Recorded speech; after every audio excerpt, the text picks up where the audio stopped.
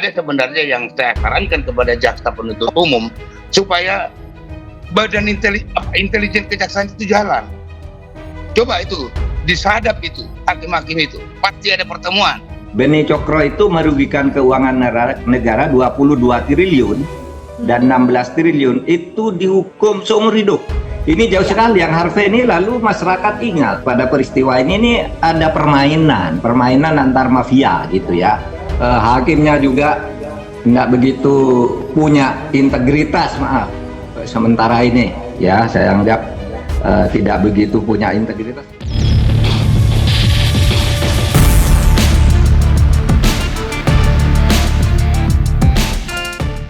Menimbang bahwa tuntutan pidana penjara selama 12 tahun terhadap terdakwa Harvey Muiz, Majelis Hakim mempertimbangkan tuntutan pidana penjara tersebut terlalu berat jika dibandingkan dengan kesalahan terdakwa. Mengadili, satu, menyatakan terdakwa Harvey Muiz terbukti secara sah dan meyakinkan bersalah melakukan tindak pidana korupsi yang dilakukan secara bersama-sama dan melakukan tindak pidana pencucian uang yang dilakukan secara bersama-sama sebagaimana dalam dakwaan ke-1 primer dan dakwaan kedua primer. 2, menjatuhkan pidana kepada terdakwa dengan pidana penjara selama 6 tahun dan 6 bulan dan denda sebesar 1 miliar rupiah dengan ketentuan apabila denda tersebut tidak dibayar akan diganti dengan pidana kurungan. Menghukum terdakwa untuk membayar uang pengganti kerugian keuangan negara sebesar 210 miliar rupiah. Putusan itu 6 tahun 6 bulan. Ini sangat melukai rasa keadilan masyarakat. Ini kan korupsi itu adalah termasuk kejahatan extraordinary. Maka penanganannya pun harus extraordinary. Itu pendapat saya. Jadi ini sangat-sangat tidak adil gitu, sangat tidak adil. Ini sangat-sangat tidak adil, bahkan bukan lagi mengusik rasa keadilan, tapi sudah menusuk kalau kata Prof. Mahfud. Jaksa harus banding? Betul. Ya, udah harus. Itu matematikanya jaksa harus begitu. Karena saya juga ngajar di Badiklat Kejaksaan Agung, khususnya ngajar tindak pidana korupsi. Saya sampaikan gitu supaya betul-betul menegakkan hukum di dalam tindak pidana korupsi itu harus sesuai dengan rasa keadilan yang tumbuh dan berkembang di masyarakat. Ini apalagi menyangkut masalah sumber daya alam kita. Kok dipermainkan seperti itu? Semua orang juga bisa kalau memang bisa. Kalau terlalu ringan seperti itu. Ini nanti coba kalau kita nanti dia katakanlah ini menjadi inkrah, maka ini bisa jadi nanti dijalani 2/3 mengajukan permohonan lepas. Ini hanya berapa tahun nanti jadinya dia. Nah itu ada sebenarnya yang saya sarankan kepada jaksa penuntut umum supaya badan intelijen kejaksaan itu jalan. Coba itu disadap itu hakim-hakim itu pasti ada pertemuan. Ya syukur-syukur tidak ada pertemuan. Kalau udah seperti ini, siapa tersangkanya? Tersangkanya orang seperti Muiz ini jelas orang yang mudah mendapatkan uang, yang uangnya juga banyak. Kan dia bisa mempengaruhi. Saya tidak menuduh, saya menghargai putusan hakim. Namun hakim juga harus menyadari bahwa putusan itu harus bersifat adil dan baik untuk masyarakat. Jangan itu menjadi kemungkinan, harus dijadikan keharusan. Karena ini sangat tidak masuk akal ya. Tadi sudah disebut 300 triliun yang dituntut hanya 250 M oleh jaksa sendiri. Kan berarti 1/1350. Ya. 1/1350 dari kerugian negara. Kan tidak masuk akal. Lalu tuntutannya cuma 12 tahun. Coba Anda bandingkan ini. Beni Cokro itu merugikan keuangan negara 22 triliun dan 16 triliun itu dihukum seumur hidup. Seumur hidup ya. Anda bayangkan. Betul. Yang uang dikembalikan 5,7 triliun. Henry Surya, ini kasus koperasi nih. Orang mirip antar masyarakat.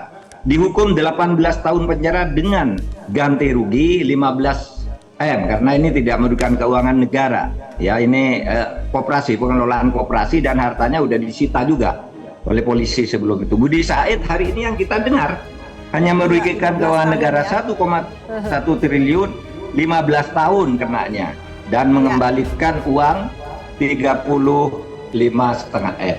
Ini jauh sekali yang Harvey ini. Lalu masyarakat ingat pada peristiwa ini ada permainan antar mafia gitu ya.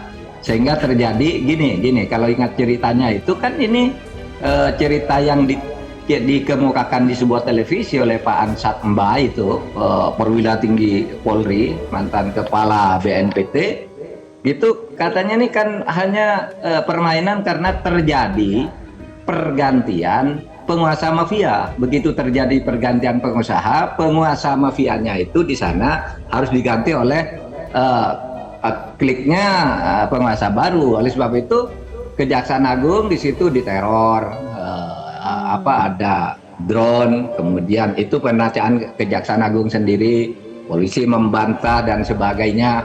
Mungkin lalu terjadi saling sandera, hakimnya juga tidak begitu punya integritas, maaf. Sementara ini ya saya anggap tidak begitu punya integritas, karena pada hari yang sama terjadi hal yang luar biasa nih antara Budi Said yang sekarang dengan yang kemarin. Dan oleh sebab itu untuk naik banding itu menurut saya satu kewajiban agar ada rasa keadilan, karena pernah ada kasus dibebaskan oleh pengadilan negeri yang namanya Henry Surya itu, kita protes rame-rame dan kita kasasi di samping menyiapkan pemindahan tindak pidana yang lain untuk yang bersangkutan. Lalu apa putusannya? Ya akhirnya dihukum 18 tahun dari bebas gitu. Jadi sangat mungkin kita berharap gitu ya untuk Prof. Nah, kalau kita lihat di sini, kita cermati pasal yang didakwakan kepada Harvey Muiz, yaitu pasal 2 ayat 1 dan juga ada pasal 3 Undang-Undang Tipikor ya, yang ancamannya sebenarnya hukumannya maksimal 20 tahun penjara. Nah, di sini saja jaksa itu kan hanya menuntut Harvey 12 tahun justru ya, Prof ya. Bukan tuntutan yang mendekati hukuman maksimal. Nah, ini sudah jelas-jelas kerugian negaranya 300 triliun rupiah dan kasus tambang juga gitu loh, Prof. Iya, makanya timbul pertanyaan, jangan-jangan kejaksaan ini di dalam tekanan. Kemudian juga mungkin ada cincai. Ini biasa ya, analisis di luar. Kita tidak menuduh, kan selama ini itu selalu dibantah, tetapi sesudah terbukti hakimnya ditangkap, jaksanya juga ditangkap dan sebagainya, kan begitu tidak jarang terjadi gitu ya. Oleh sebab itu ini harus kita berkaca pada pengalaman masa lalu. Bisa aja kok nanti di pengadilan tinggi naik lagi, bisa dikuatkan sampai ke PK. Tapi memang ini menusuk rasa keadilan ya. Dan yang dirusak lagi alam ya, sumber daya alam kita, kekayaan alam kita. Betul itu sudah naik banding. Meskipun saya mungkin penjelasan Ketua Mahkamah Agung itu ya sangat normatif. Ya itu hakim kan sudah memutuskan berdasar bukti, berdasar alat bukti, berdasar keyakinan. Semua hakim ketika melakukan kesalahan selalu dibela, itu sudah alat bukti, itu sudah prosedur, itu tidak bertentangan dengan hukum. Tapi yang di Surabaya kan juga begitu tuh, 3 hakim. Begitu rakyat ribut soal kasus Tanur itu, semua orang berteriak, lalu dibela begitu, itu sudah berdasar bukti, itu standar. Sangat normatif, tidak substantif sama sekali. Karena banyak atas nama keyakinan, atas nama prosedur di persidangan, hakim yakin begini lalu divonis. Ternyata nerima suap kan. Nah ini seharusnya kalau Ketua Mahkamah Agung itu bilangnya ya nanti kita, ini kan masih ada tingkat-tingkat pemeriksaan lagi. Kalau terlalu normatif situ kuncinya mati, ndak ada lagi yang bisa membantah bahwa secara normatif seperti itu. Tapi selama ini kita memang tidak berpedoman pada normatif yang seperti itu. Prof, kalau kita bicara mengenai kerugian negara yang lebih di sini dari 300 triliun rupiah, apakah di sini Prof Mahfud melihat dalam kasus ini hakim sebenarnya tidak mengacu kepada besarnya justru dari kerugian negara ini sehingga memutuskan hukuman itu hanya 6,5 tahun dan membayar kerugian tadi seperti yang Prof katakan 0,07% saja dari jumlah uang yang diambil. 0,007%, bukan 0,07%, nolnya 2, jadi kecil lagi dari itu. Lebih kecil lagi. 1.350 gitu. Ya menurut saya hakim juga perlu dipertanyakan, gimana sih kok menghitungnya begitu? Sementara sidangnya serius menghitung, Jaksa Agung tuh konferensi resmi loh, Pak Febri itu, Pak Febri yang Jampitsus Dia bilang ini bukan kerugian perekonomian, tapi kerugian keuangan negara. Kalau uang itu artinya ada uangnya yang seharusnya masuk ke negara diambil dia. Kalau perekonomian mungkin ini karena tidak digarap seharusnya hasil, ada kata seharusnya. Kalau perekonomian karena alam kalau dikelola begini, rusak lingkungan alam ruginya begini, itu perekonomian. Tetapi kalau ini kerugian keuangan udah jelas. Jadi 371 jadi 300 yang didakwakan triliun lalu hanya divonis sebegitu katanya. Itu sama sekali tidak masuk akal. Saya berharap pengadilan tinggi, saya melihat ya pengadilan tinggi dan Mahkamah Agung belakangan ini cukup lumayan menaikkan, memperkuat yang sudah logis di tengah masyarakat itu. Saya kira kita berharap agar terjadi peningkatan kualitas dari integritas hakim gitu ya, peningkatan integritas hakim supaya dipacu, jangan dibela dengan hal-hal yang normatif yang ya rakyat sudah tahu bahwa itu prosedurnya sudah begitu, alat buktinya begitu, hakim kalau yakin ya harus diikuti kan. Ya kalau begitu sih selesai masalahnya, orang nggak boleh protes lagi. Padahal nyatanya juga hakimnya salah ketika kasus Tanur itu dibela seperti itu persis.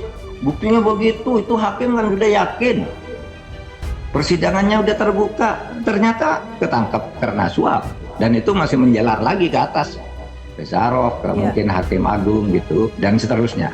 Mari kita sudah lebih jeli kita supaya ini ya. Tapi ini sebagai orang awam saja ya Prof ya, mungkin tidak sih kalau vonis sebenarnya terhadap Harvey Muiz ini memang akibat dari kurang sempurnanya justru di awal nih dari jaksa dalam menyusun dakwaan dan kemudian menyajikan pembuktian tersebut di pengadilan sehingga hakim akhirnya yang memutuskan seperti itu. Itu bisa seperti itu tidak, Prof?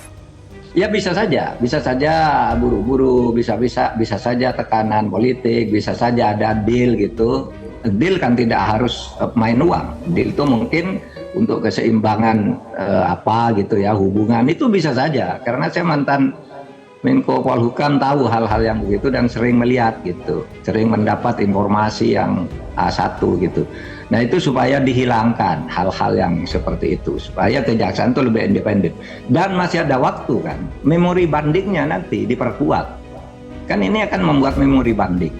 Ya, ini yang paling mengecewakan dari Kejaksaan Agung. Akhir-akhir ini sebenarnya sudah agak bagus tuh Kejaksaan Agung, sampai yang terakhir sebelum Muiz ini. Lalu yang muncul lagi sekarang terhadap Budi Said itu kan bagus, tapi yang Muiz ini luar biasa, persidangannya juga banyak dramanya gitu ya, dengan drama, si istri itu macam-macam lah. Tapi oke lah, itu nanti kita lihatlah ya perkembangannya di banding, karena kita pernah berhasil dari bebas murni, karena kalau bebas murni itu kan tidak boleh banding, langsung kasasi. Kita langsung kasasi pada waktu itu, tapi juga menyiapkan pemidanaan lain dalam kasus-kasus yang terkait dengan itu.